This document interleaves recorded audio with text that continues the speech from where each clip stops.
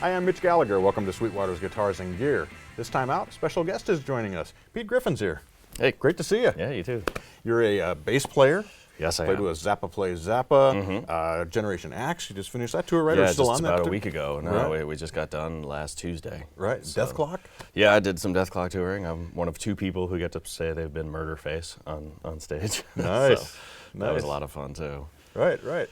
So you started out New York area, started playing bass about 13, right? Yeah. I was. It was a Christmas gift that I didn't know I wanted, kind of thing. I knew I wanted a new instrument, but my parents just went ahead and got me a bass. And opening the box, there's throngs of angels singing. It was like immediately found my calling, kind of thing. Nice. So I was very happy with that. My parents, maybe not so happy because my schooling kind of went sideways after that. But it was just exactly what I wanted to do and fit my personality and everything. And ever since then, it's all I've wanted to do. Right. So. Did you start out taking lessons, or were you learning on Yeah, your own? I took some lessons at the local music store, and then I had a private teacher for a while who really hammered in the basics in a really, really positive way, but also a way that I needed at the time. And a lot of the stuff I still use in my teaching now in terms of just the technique things, but also how hard I hit. I'm much more of a harder player than some of my peers, just from because that's how the tone comes out of the instrument in a lot of ways, and I can't get that if I'm not really pulling through the string and everything. So that was that was very crucial actually early on to just get those basics down. So I definitely recommend that anybody who's learning the instrument, either books are good, but having a private teacher who can look over your shoulder and be like, yeah, you're buckling that finger, or you're not paralleling your thumb and your middle finger, and like just kind of little basics that seem trivial at the beginning, but as you start adding all the chopsier, crazier stuff, having that to fall back on really makes a huge difference. So. Right. And you have a degree in jazz from Northwestern University, right? Yeah, not a degree in jazz, just a Bachelor of Arts in Music. Okay. So it was very wide-ranging. I did do a lot of jazz, but I also did a bunch of classical stuff on upright, contemporary music, which was super interesting. A lot of ethnomusicological classes, which was also great because just finding out what else is out there. At one point I was taking a class on the sampe, which is an Indonesian 3-stringed lute, which you play with your thumb, and strangely enough, I was quite good at it. I was like, I can do this. Like the French horn players in the class were kind of struggling with it, and I was, playing Hendrix tunes on it and things like that. So were you into jazz and classical before you went to college? Yeah, I mean, jazz band in high school was sort of the real entrance. Carl Stroman was my high school music teacher, and I still keep in touch with him. And he just the environment that he engendered for all the music students at our school. My high school actually had a lot of people who are now professional musicians come out of it, and I think you can point to him for that, both for the educational thing, but also the band room itself was a hang. We were there on lunch. Right. If me and a drummer had a free period, or one of us may have been cutting, we'd go and jam. And just having that there was really amazing, which is why I'm very concerned about the disappearance of music programs in schools now. I think that's very alarming, because even for the people that it doesn't become a professional thing. Like half the people I was jamming with then, they're not pros now, but they still do it. The intelligence that it gives you, the sensitivity to arts and all that stuff that it gives you, I think is very crucial, and in some ways way more crucial than sports, but that's a whole other topic for a different interview. Right. So. Right. So after college, you relocated pretty quickly after that to Los Angeles, and it wasn't too long after that you landed some pretty significant touring experience. Yeah, it took me about a year or two of just kind of playing around town and answering every single bass player wanted ad that I could find. Before I started, I was a teacher's assistant at MI in Hollywood, which was a great sort of second education. I was reading charts every day. I was going from the blues guitar class to the metal drum class to the what they call the studio degree class, where they're vocalists and all that stuff. And through that, I was able to get some auditions, so I started playing with Hanson. In 2003, I think was when I got that gig. which, people make fun of me. They're like, especially with all the metal stuff I've done since then, the two don't really kind of justify each other. But what was great about it was it taught me to tour, which is a skill in itself. Being on the bus, having crazy hours, dealing with the same group of people, traveling around the world together in all these somewhat stressful situations, learning how to kind of take care of yourself and stay healthy and all that. People think that it's just playing bass or just being on stage. The actual on stage part of your day is, especially in some of the opening slots that you do, sometimes a 12th, if not a 24th of your day. Right. So it's all about what you do with the rest of that time and not going crazy and not wanting to kill your bandmates and all that stuff. And so, and the guys in Hanson are such hard workers and just such pros and had been since they were teenagers. So for me to suddenly jump on board with them was education that I couldn't have paid for anywhere. Right. So I'm still very appreciative for them for hiring me then. Yeah, absolutely. So, Absolutely. What a great experience. Yeah. And you were also working around that time with Edgar Winter. Yeah, I was subbing for a good friend of mine, Mark Meadows, who's an incredible bass player. He threw me some of the gigs with Edgar Winter, and that was another one where I was like, who am I to be playing Frankenstein with the guy who wrote Frankenstein? Right. And those were super fun, and definitely another sort of building thing. I was the younger guy in the band, and still talk to Doug Rappaport, is still a good friend of mine, the guitar player, and Jimmy Paxson was playing drums for them at the time. So it was, that was great. I'd love to do more gigs with him, but his bass player now, Coco Powell, is a monster. Right. So I'm sure he's got that locked down. So, right. Yeah. Well, maybe you can sub again sometime. Yeah, I'd love to. Anytime. I still probably remember all the stuff. So. Yeah, right. So how did you make the connection with Zappa Plays Zappa? Through, once again, Mark Meadows. Joe Travers and him were friends. Joe Travers is the vaultmeister. He's in charge of the entire vault of Frank Zappa's recordings, in addition to being basically the best drummer I've ever played with. He had come over to my house one time, saw the Zappa CDs in my CD rack back when those things existed, and said, and I was very excited just to meet him in general and kind of get some of the internal workings of the Zappa world. I'm pretty much the biggest Zappa fan you can find. And then one day he called me and said, hey, you want to come audition for this project that Dweezil's doing? It was supposed to be Brian Beller, who's another monster on bass, playing for that. And they had to delay the tour, and he wasn't going to be able to do it, so they needed to find someone else. So I had only played with Hanson at the time, so it was sort of unproven in terms of the more chopsy kind of material. But I knew it so well. Even if I didn't know the bass line to a Zappa song, I could sing you it, and I knew the structure of the song. So I went up and auditioned, and not thinking I would never get it. Right. It was one of those things where I was like, I'm not going to say no to the audition, but I'm also not expecting to get it. And what was really interesting was the audition was actually just with Dweezil and Joe, and Dweezil didn't even play much. So I had to play through these songs, just bass and drums, and like imagining, the keyboard part is playing this now. Because I knew the material that well, I sort of had an advantage in that way. And as I was driving home, Dweezil called me and asked me if I wanted to do the tour. I almost drove off the road, and that was 2006, and then I did that until 2011, which was just amazing. It was being able to play with Steve Vai, did the first tour, and Terry Bozzio and Napoleon Murphy Brock, and then we had Ray White, who was also a Zappa alumni. Just being on the bus with them, getting all the stories and all that, it was just an incredible experience. Right. So was all the material charted out? Nope. So you had to learn it all by ear? We pretty much, about everyone thinks that. No, really about 10% of it was on paper. The rest of it was learned off the recording. But the secret weapon, once again, being Joe. He had access to the master tapes of everything. So I was able to hear a separated bass track of a song from 1967 or something like that. Right. The song that we won the Grammy for, Peaches and Regalia, I have still on my computer an MP3 of just bass and drums from that, which no one else has heard that. And so for that one in particular, I actually transcribed the entire thing the way that Shuggy Yotis played it on the recording. And so I really think that was incredibly crucial for us to be able to put the magnifying glass on those tunes and really do them the way that they need to be done. Right. So that was really important, I think, in terms of us getting it so accurate so quickly. Right. But we also had a ton of rehearsal time. We had like about a month and a half of I was going to ask how and intense the rehearsals were for that process. pretty intense. And what was so cool though was it was in Frank's studio.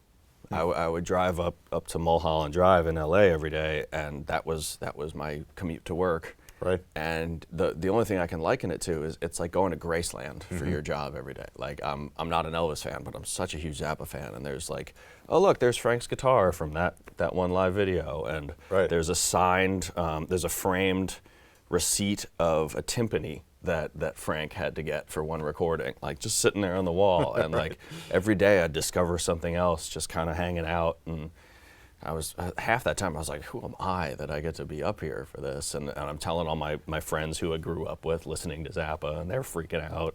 Right. Yeah, it was really incredible. Cool. Yeah. I visited that studio once and had a chance to check all of that out that you're talking about. It's the only home studio I've been to that has an actual echo chamber underneath Built underneath the house. Yes, they did. Frank was just a relentless genius. You know, it wasn't just guitar playing. It wasn't just writing.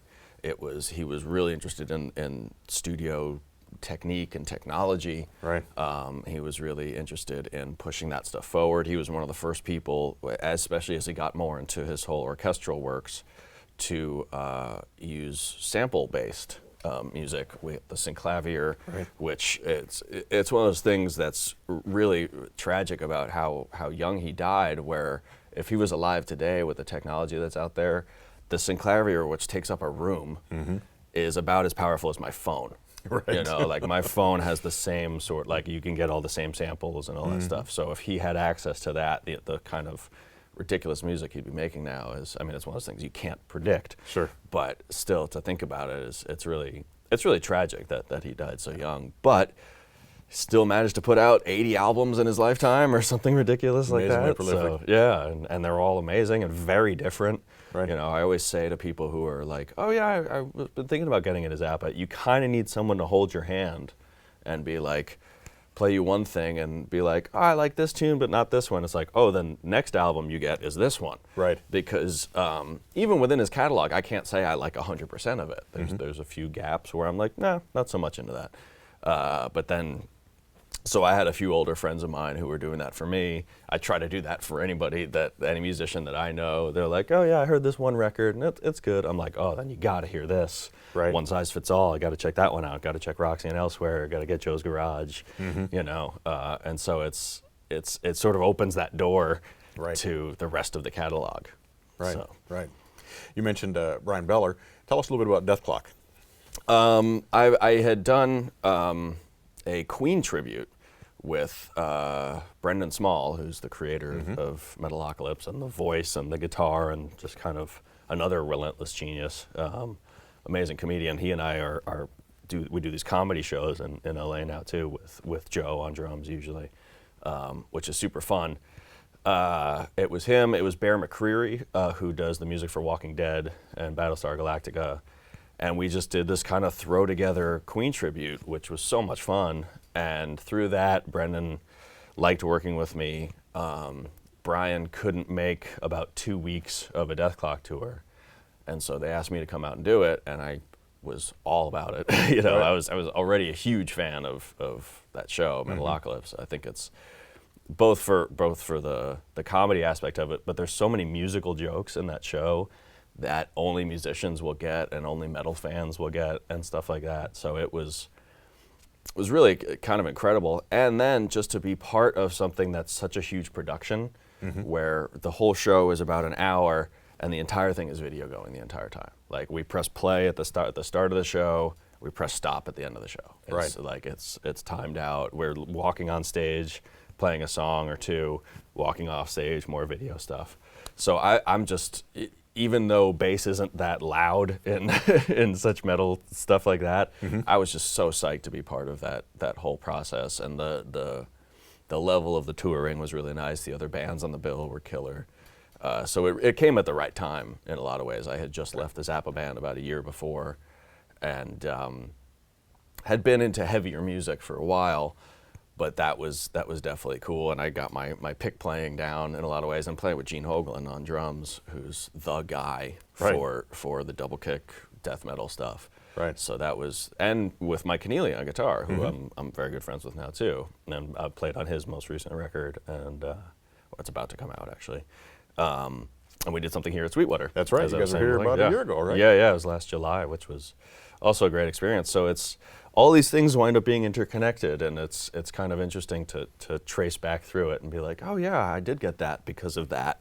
And a lot of times it's from doing something for free that people realize that you're good at what you do and that you're fun to have around and responsible and not a screw up. Right. As many musicians are known for being. Right. So. All those non-musical things that go into having a successful career. Right. Which it's as important, if not more important, these days. You've also, along those lines, diversified your career. On your website, you offer lessons, and you also offer to play tracks. Tell us a little bit about that. Well, that's technology. Once again, I give lessons to people all over the world through Skype or FaceTime, which is actually even better. And I've been able to kind of tailor the way I teach so that works. I can't reach over and move your finger to the right fret, but I can get my bass right up in the camera. I'll send people tracks to play along with. And so I'll listen to them playing along to the tune and be like, oh, you're kind of consistently early, or your tone isn't as good as it could be, or things like that. And so there's not much loss of the quality of the lesson, in my opinion, just because it's through Skype. And then with the whole tracks thing, I'm very, very lucky that bass is relatively easy to record. You don't need a room like drums. You don't need 20 mics. You need a good interface. You need good instruments, obviously. So I've gotten to the point where I can engineer my own sessions. Right. And send them both. If it's a heavier thing, I'll send them a clean track and a distorted track of the same take. And I've been on people's records who I've never met.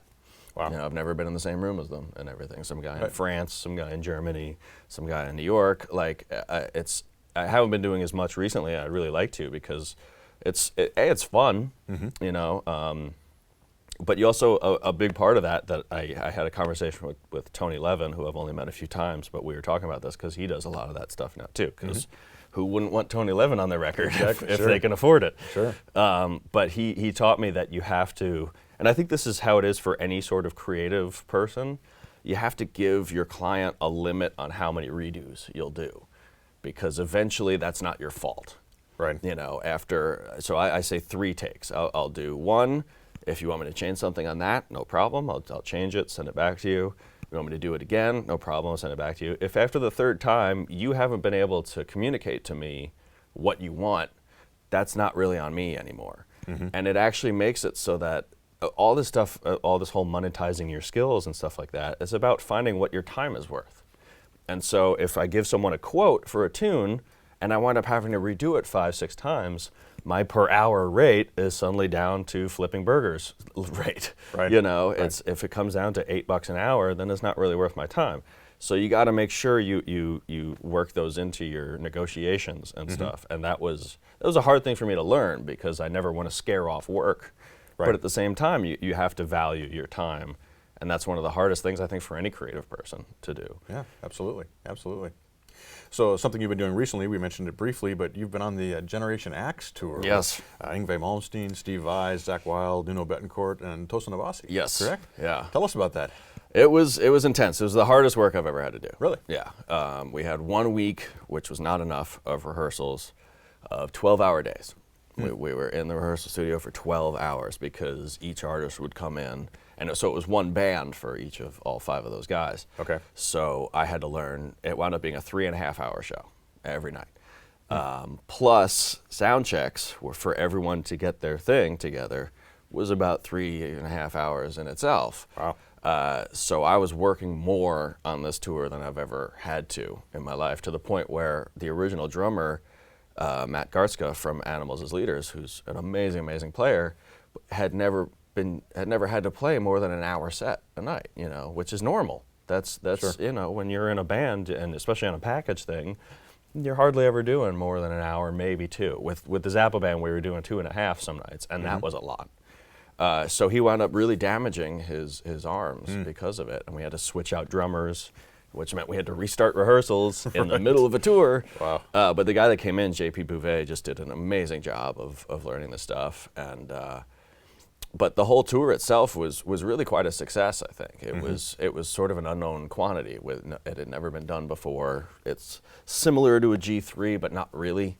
Right. I think Steve did an amazing job of picking 5 very different guitar players. It wasn't the same thing all night. Right. Tosin is this brand new kind of pushing music forward thing, both from the technology of his 8-string to the counting of it, and it's definitely like a fusion.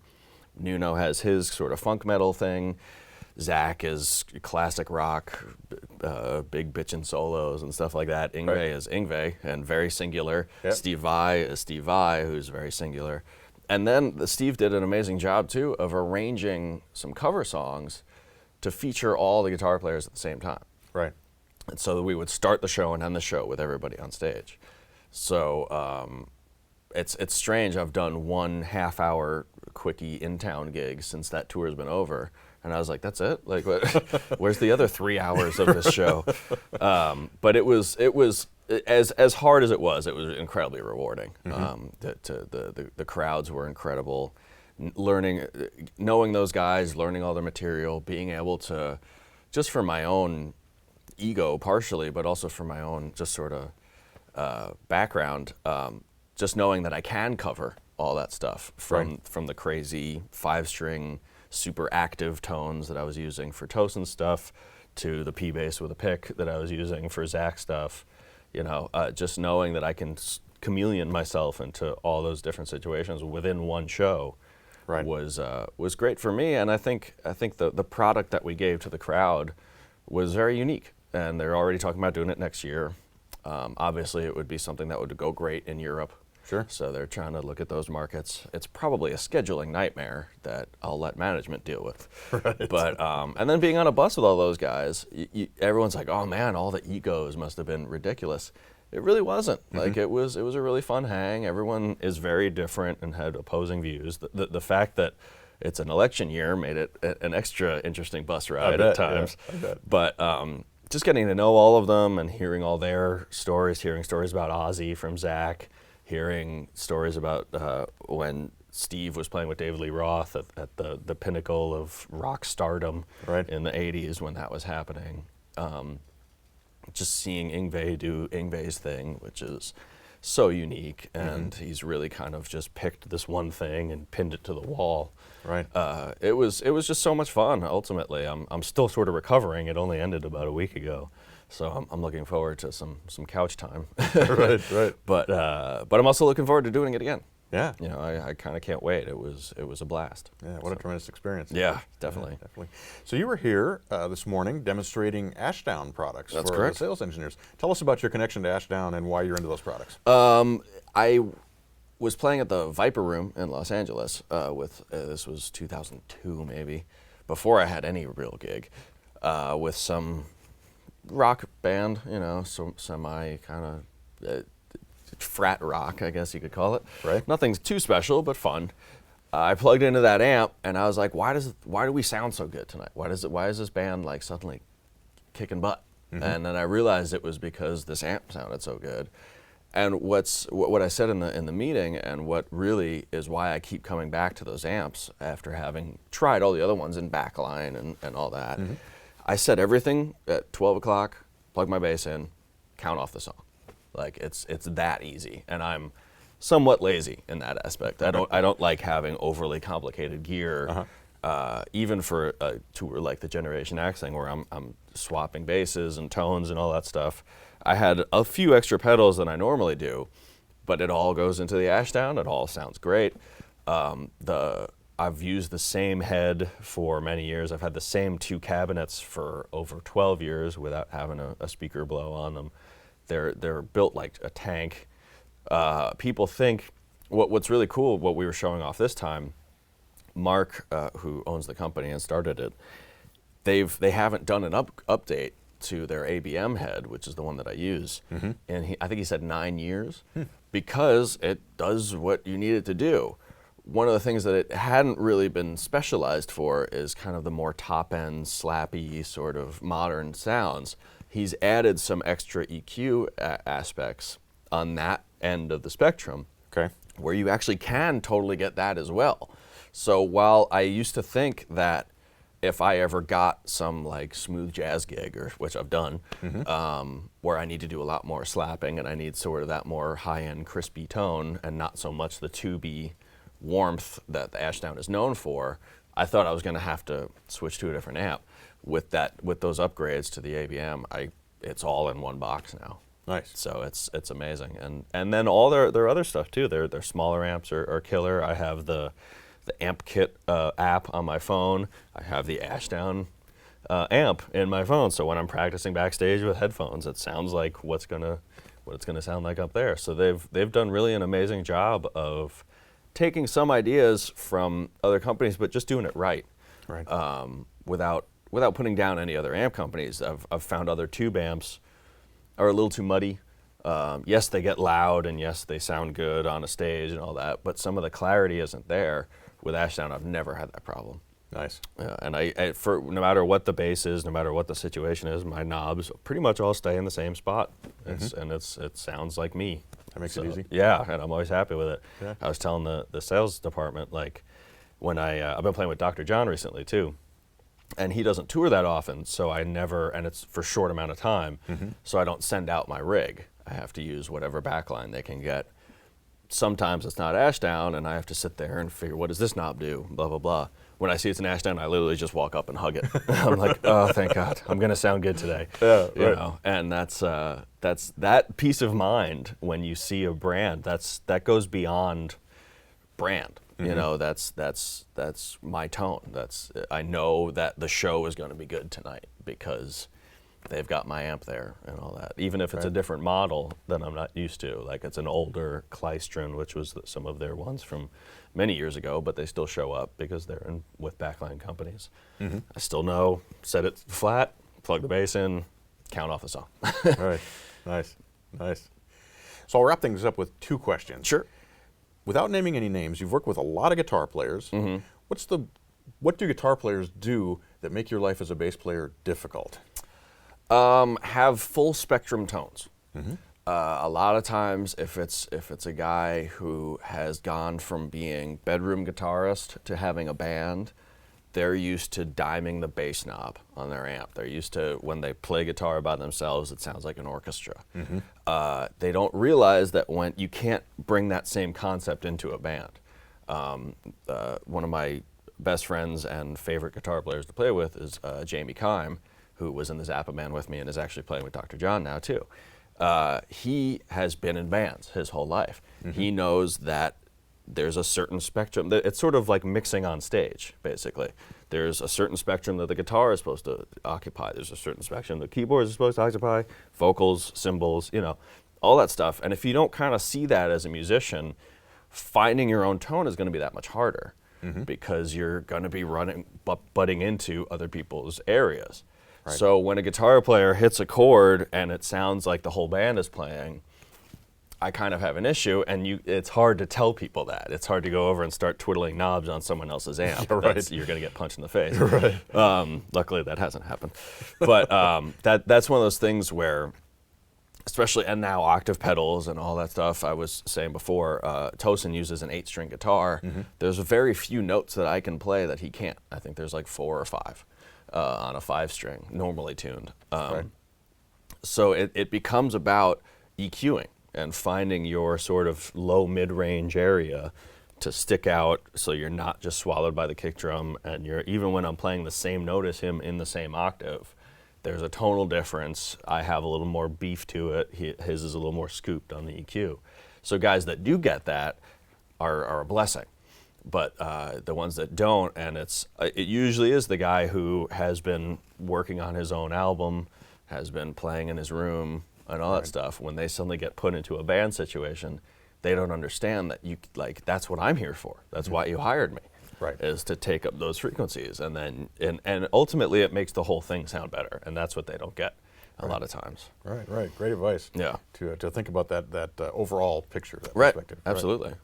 So my final question, I like to ask this of players on your level who've worked with really high-level players as well. You've worked with Yngwie, Steve Vai, Dweezil, Zappa, Zach, all these guys who are virtuosic players. You've had Chick Corea sitting with you, Terry Bozzio. I mean, the list is really, really amazing. Yeah. What is it that makes a great musician? Listening. Yeah? Ultimately, yeah. Chick is a great example. He was such an inspiration. Seeing that tour every night, every time that guy is given a solo opportunity, something new happens.